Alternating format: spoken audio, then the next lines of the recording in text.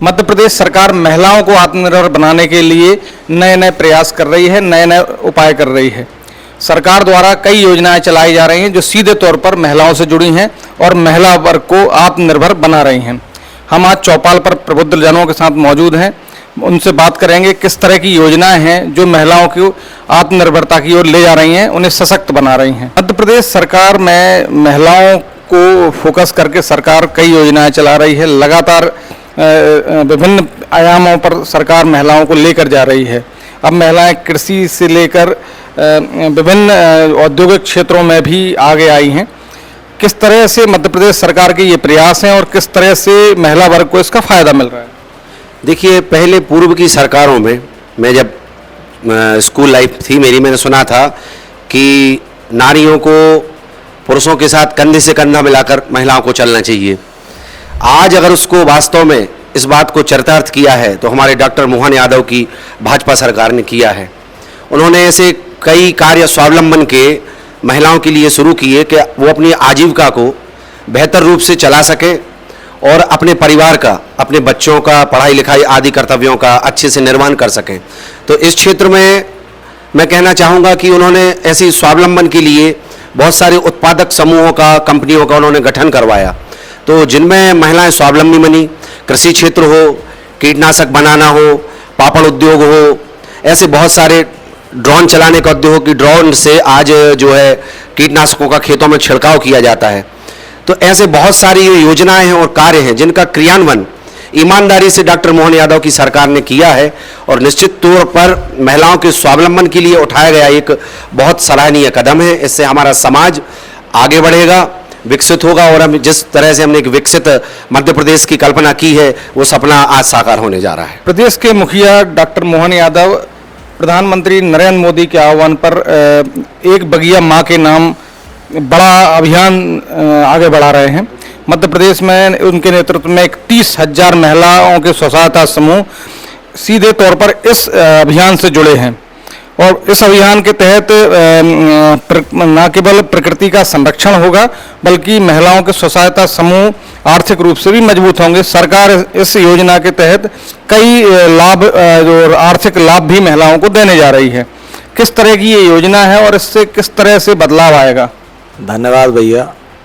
देखिए, हमारी भारतीय जनता पार्टी की सरकार डॉक्टर मोहन यादव जी के कुशल नेतृत्व में हर वर्ग के कल्याण के लिए कार्य कर रही है। तो महिलाओं का जो वर्ग है वो 50% है और उन्हें लाभ भी उस हिसाब से मिले तब तो सरकार का काम बहुत अच्छा है। इस मामले में जो एक माँ की बगिया का काम कॉन्सेप्ट तैयार हुआ है और हर गांव में स्वसहायता समूह के माध्यम से माँ की बगिया तैयार करने का जो योजना ज़मीन पर उतर रही है वो वास्तव में अद्भुत और अकल्पनीय है।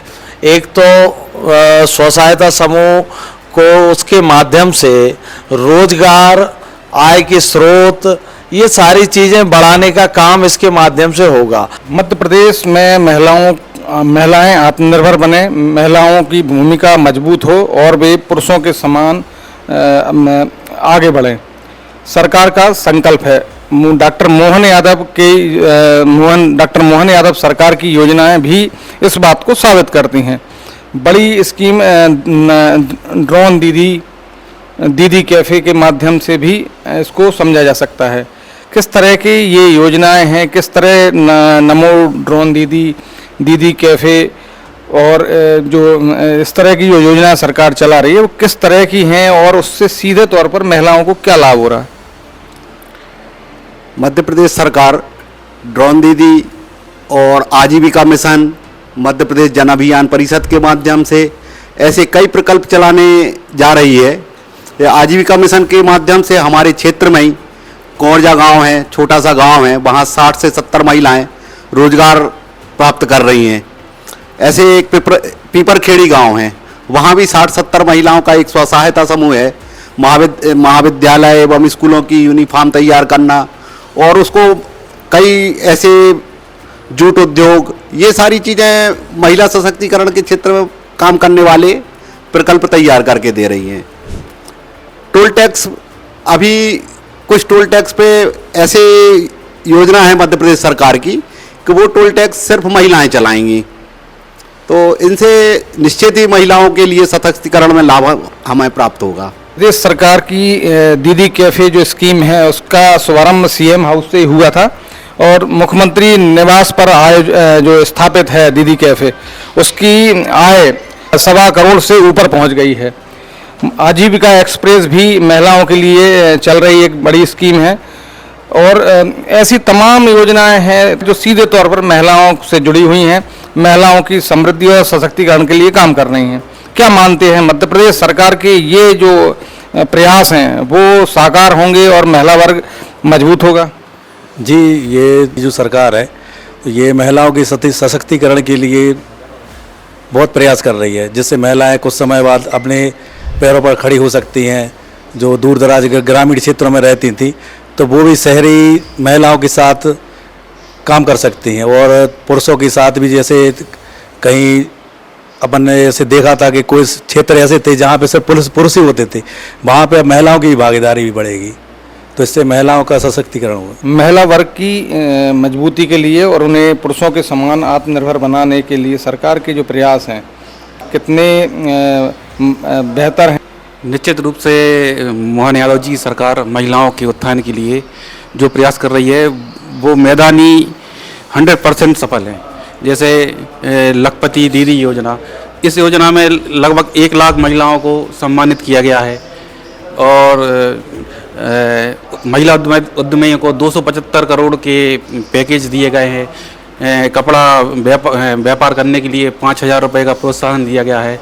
महिलाओं को आत्मनिर्भर कराने के लिए जितने भी योजनाएं हैं मोहन यादव सरकार निश्चित रूप से 100% क्रियान्वयन कर रही है, जिससे महिलाओं को लाभ मिल रहा है। महिला वर्ग की आत्मनिर्भरता के लिए, उनके सशक्तिकरण के लिए सरकार जो योजनाएं लेकर आ रही है, उनका क्रियान्वयन कर रही है, उसका असर जमीनी स्तर पर नज़र आ रहा है। महिला वर्ग अब मजबूत है और बेहतर स्थिति में है। सरकार की योजनाओं का लाभ उन तक पहुंच रहा है। चौपाल पर मौजूद प्रबुद्धजनों का भी कहना है इन योजनाओं के माध्यम से महिलाओं की स्थिति बेहतर हुई है और इसका असर आने वाले समय में बड़े बदलाव के रूप में नजर आएगा।